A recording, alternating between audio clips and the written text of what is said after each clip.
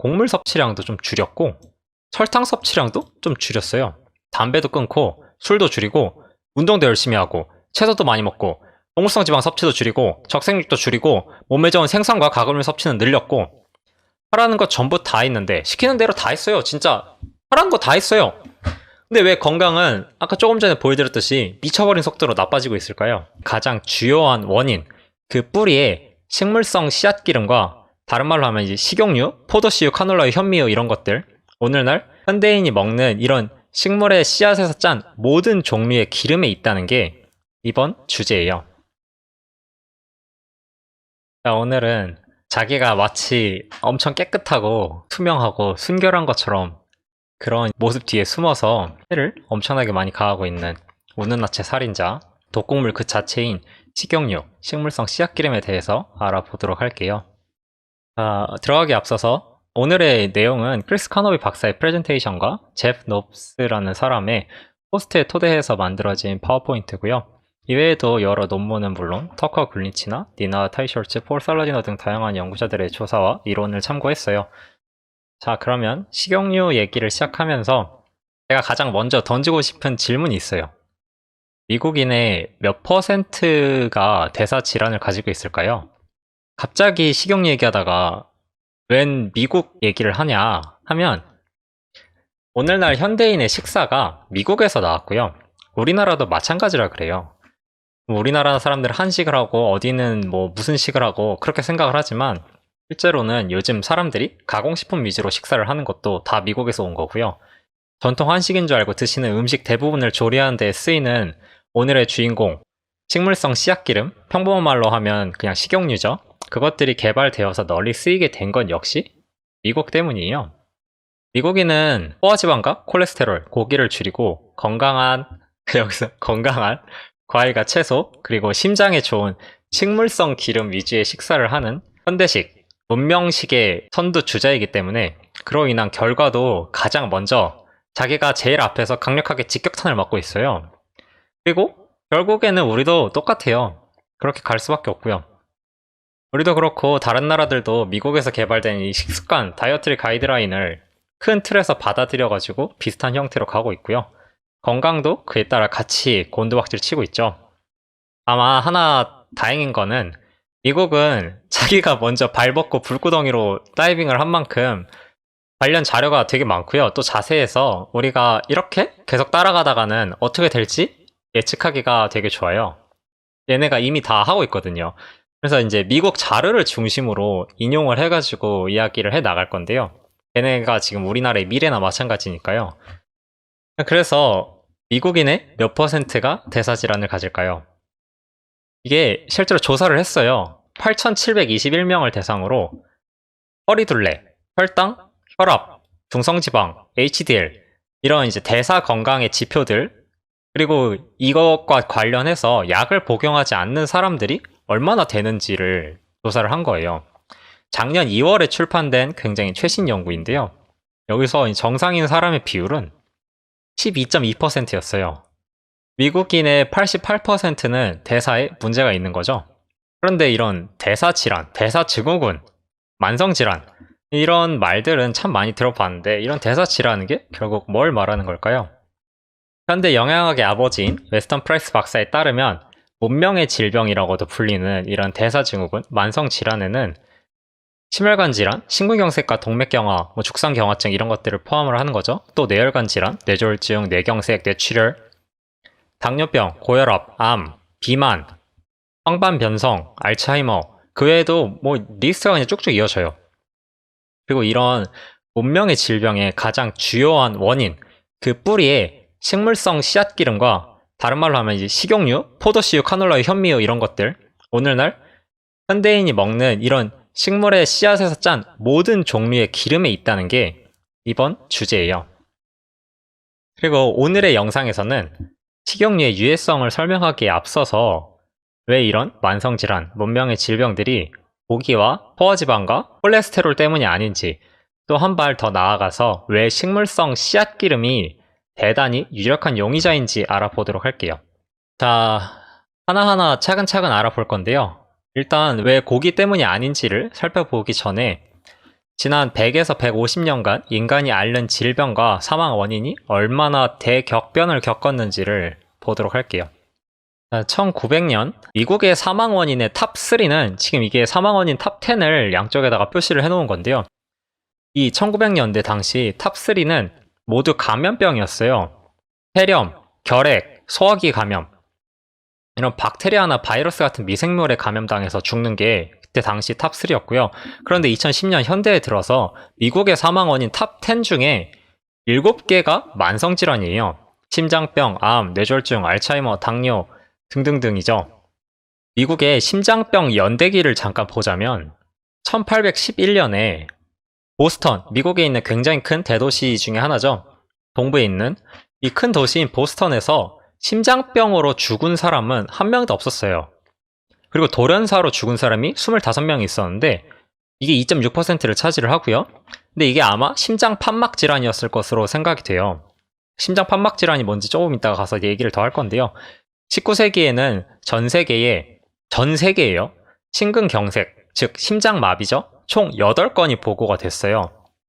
이게 19세기에, 그러니까 1800년대에 심근경색이나 심장병이 사람들이 뭔지 몰라가지고 그냥 걸려도 기록을 못하고 알지를 못했던 게 아니고 이때 당시에 다 알고 있었어요. 심근경색이 뭔지도 알았고 죽상경화증이 뭔지도 알았고 관상동맥 질환이 뭔지도 다 알고는 있었어요. 알고는 있었는데 그냥 없어서 존재하지 않으니까 당시에 보고가 되질 않았던 거예요. 그리고 1897년에 존스 홉킨스 의대의 굉장히 저명한 의사인 윌리엄 오슬러 경은 자기의 21년의 진료 기간을 반추하면서 그동안 6건의 협심증을 관찰했다고 해요. 심근경색은 단 한 건도 없었고요. 1900년대에 아까 2표에서도 보여드렸듯이 사망 원인의 12.5%는 심장병이었어요. 12.5%의 사람들이 심장병으로 죽었어요. 그러나 이거는 관상동맥이나 죽상경화증 같은 질병으로 죽는 게 아니고 판막성 심장질환으로 죽은 거고요. 판막성 심장질환이라는 게 여기서 매독으로 인한 감염성 심내막염 아니면 역시 세균 감염으로 인한 류마티스열, 사실상 감염병이었던 거죠. 1912년엔 미국의 역사상 첫 심근경색이 보고가 돼요. 이때 당시에 처음 생긴 거예요. 미국에서는 심근경색이 1912년에 처음 생겼어요. 그런데 1930년대 갑자기 30년 전에는 그냥 찾아볼 수조차 없었던 관상동맥 심질환이 사망원인 1위 질병이 되어요. 1930년대에 고작 18년 지나서. 그리고 2010년에는 오늘날에 들어서는 미국인의 32%, 그러니까 3명 중 1명은 이런 관상동맥 질환, 심혈관 질환으로 사망을 하고 있어요. 우리나라도 마찬가지죠. 3명 중에 1명은 심혈관 질환으로 죽고 있는데요. 이거를 그래프로 나타내면 대략 이런 모습이에요. 이전에는 없었고요. 갑자기 이렇게 폭발적으로 증가한 거예요. 암 연대기 1811년 아까 똑같죠? 보스턴에서 사망 원인의 0.5%, 그러니까 942건 중에 5건이 암 때문이었어요. 암으로 188명 중 1명이 죽은 거죠.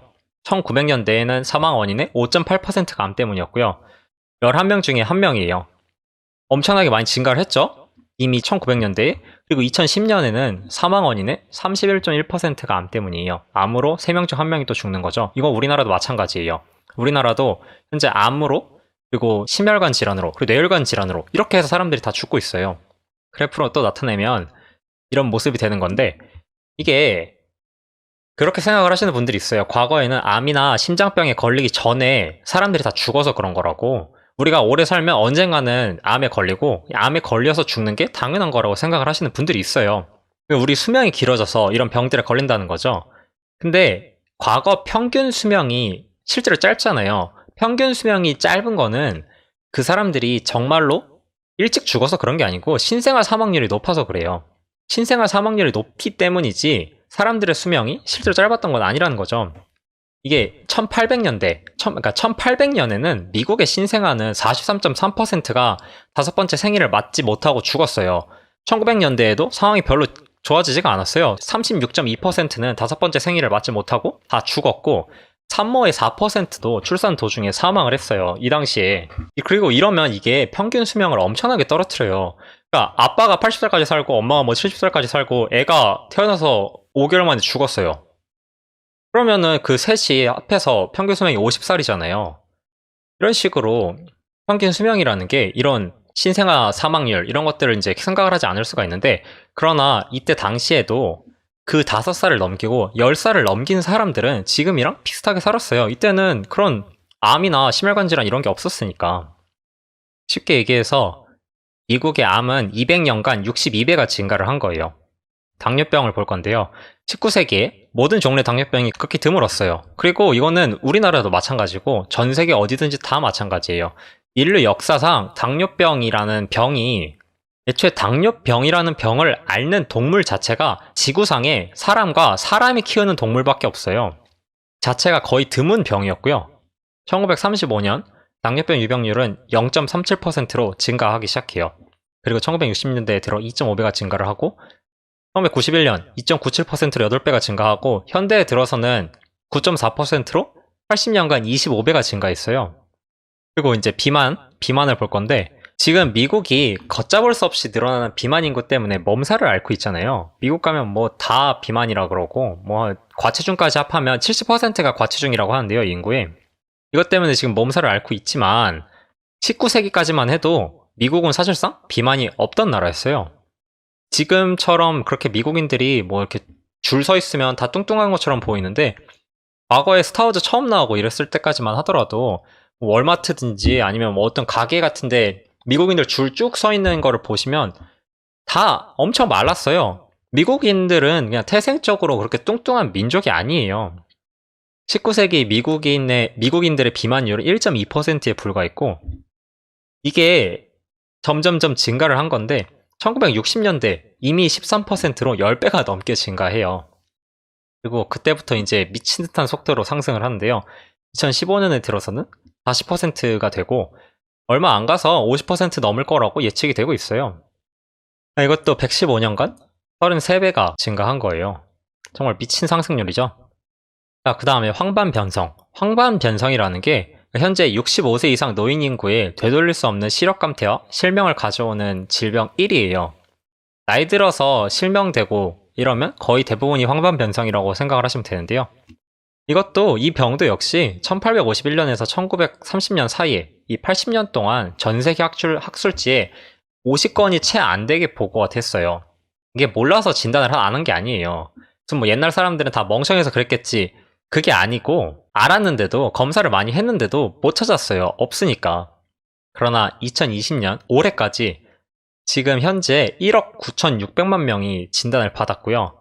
이 숫자가 2040년까지는 2억 8,800만 명이 진단을 받을 거라고 생각이 되고 있어요. 이게 어느 정도 수준이냐면, 과거에는 수천 명 중에 한 명이 발병을 할까 말까 한 수준이었는데, 지금은 거의 3명 중 1명꼴로 29%의 인구가 황반변성을 앓고 있는 거예요.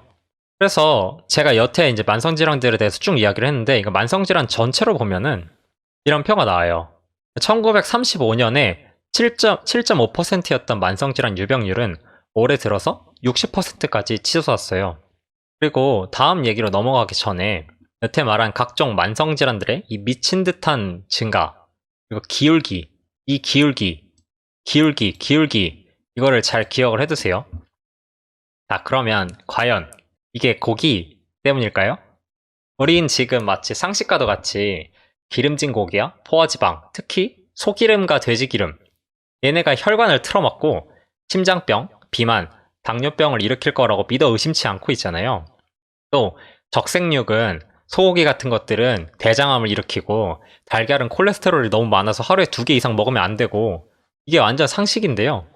그런데 사실 제가 방금 말한 것들, 그런 주장들은 온갖 의사와 박사들이 정말 당연하다는 듯이 막 진짜 그냥 말 그대로 상식처럼 말하는 것에 반해서, 실제로는 와 진짜 이럴 수가 있나 싶을 정도로 아무런 근거가 없어요. 이게 그냥 뇌피셜이에요. 정말 순수한 뇌피셜이에요. 아무런 근거가 없는. 제대로 된 근거가 정말 단 하나도 없어요.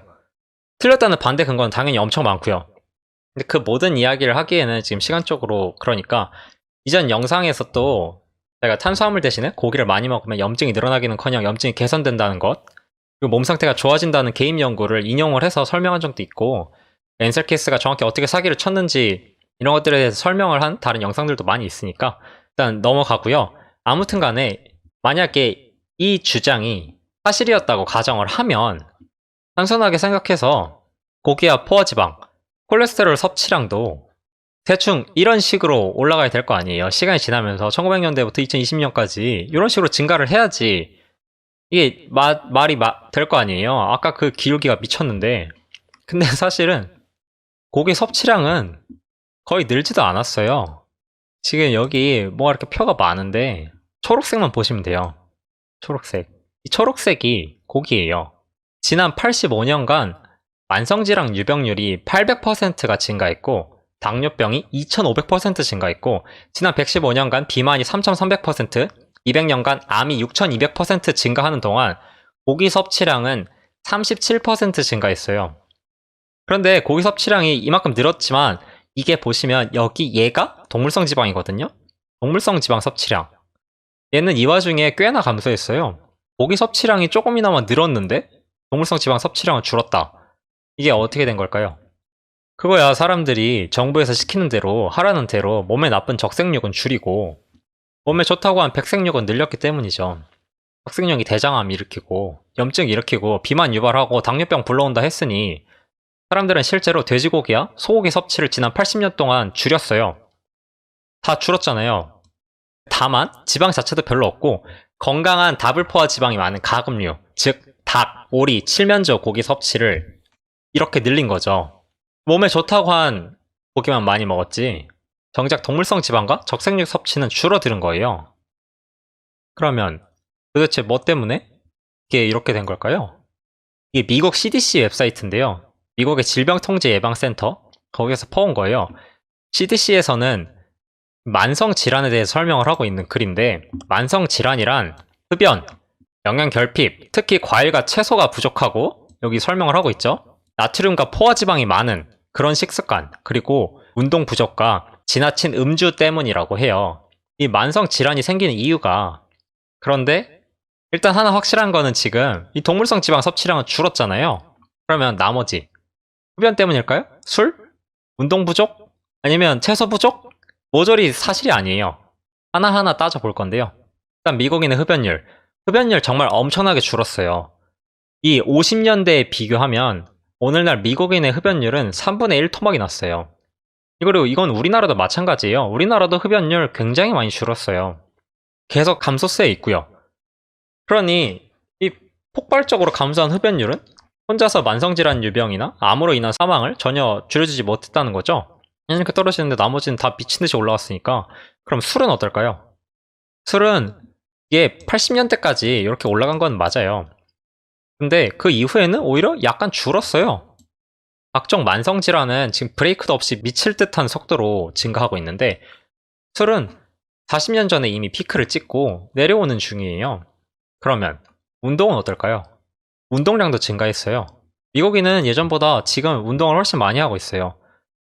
아니, 그러면 흡연도, 술도, 운동 부족도 아니면 정말 과일과 채소가 부족해가지고 영양결핍이 와가지고 이렇게 만성질환에 시달리고 있는 걸까요? 역시 사실이 아니죠. 미국인들은 시간이 갈수록 점점 더 정부 지침에 따른 더 건강한 식사를 하고 있어요. 이 표는 미국의 표준 식사 가이드라인을 사람들이 얼마나 잘 따르는가에 따른 점수를 보여주는 거예요. 그러니까 푸드 피라미드가 있잖아요, 미국은. 이 푸드 피라미드를 얼마나 잘 따르고 있는지, 뭐 요즘은 플레이트로 바뀌었죠? 이걸 사람들이 얼마나 잘 따르고 있는지 따라서 점수가 올라가는 건데, 미국인의 건강 식습관 점수는 90년대 49점에서 2015년대에 59점으로 점수가 상승했어요. 이 점수는 사람들이 얼마나 건강한 탄수화물과 식물성 단백질, 불포화 지방을 잘 먹었는지, 그리고 설탕은 또 얼마나 줄였는지에 따라가지고 올라가는 그런 건데요. 이렇게 점점 더 건강하게 먹고 있는데, 여기 99년, 이때에 비해서 현재까지 미국인의 비만율은 40%가 증가했어요. 그리고 미국인은 지난 80년간 식물성 식품에서 오는 칼로리는 늘렸지만 동물성 식품에서 오는 칼로리는 늘리지 않았어요.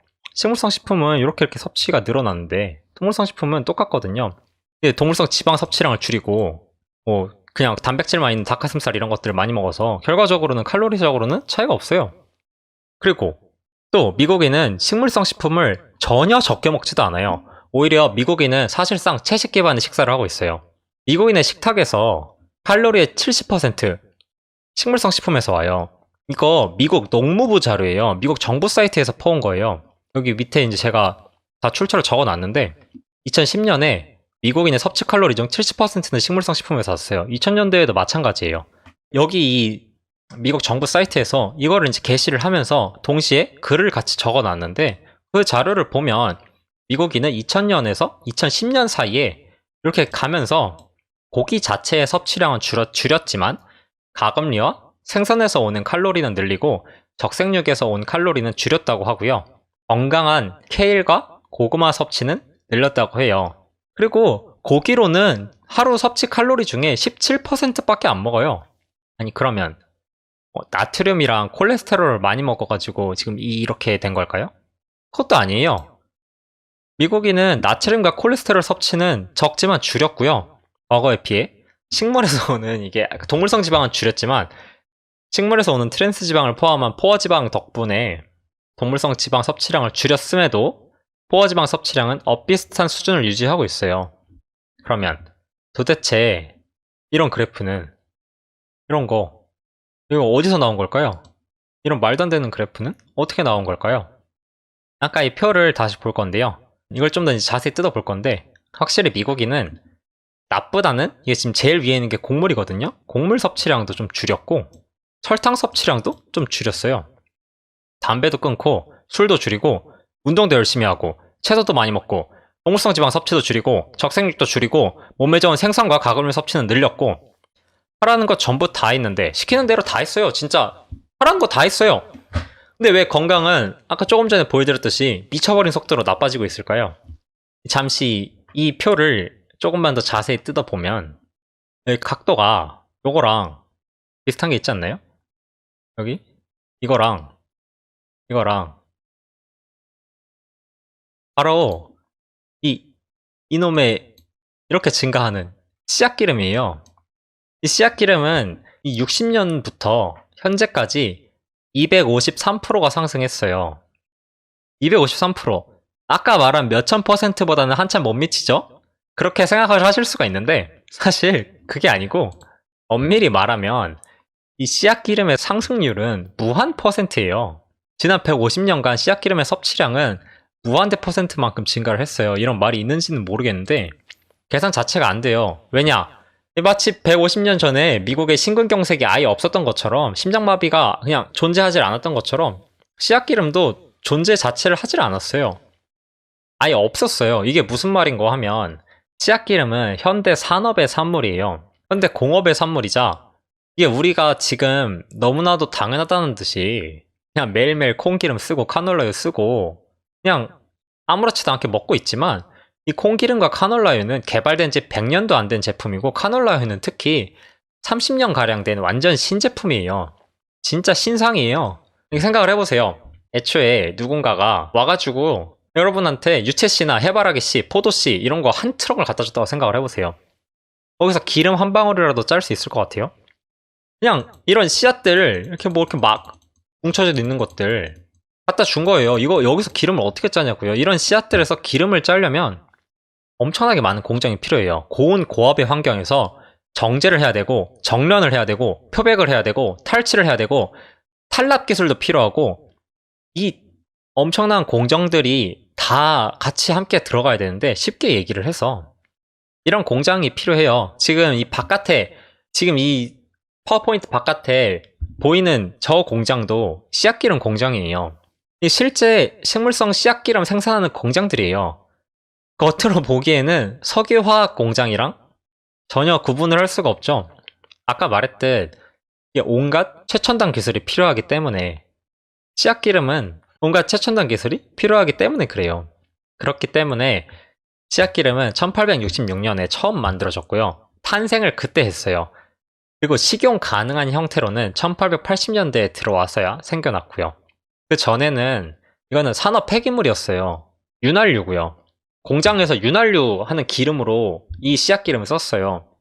가장 처음 개발된 씨앗기름이 모카씨유였는데 이게 본래 모카로 솜을 만들잖아요. 옷을 짓고 그런 다음에 남겨진 이 처치곤란한 씨앗 덩어리들 이게 독성이 있어서 먹지도 못해요. 이 독성이 있는 씨앗들을 가져다가 어떻게 강에다가 쏟아 버리고 몰래 하수도에다 갖다 버리고 이런 식으로 아니면 돈을 주고 막 쓰레기 처리를 하고 이랬었는데 이것들의 급성 중독을 일으키는 독성을 제거한 다음에 식용이라는 이름을 붙여가지고 팔기 시작한 거예요.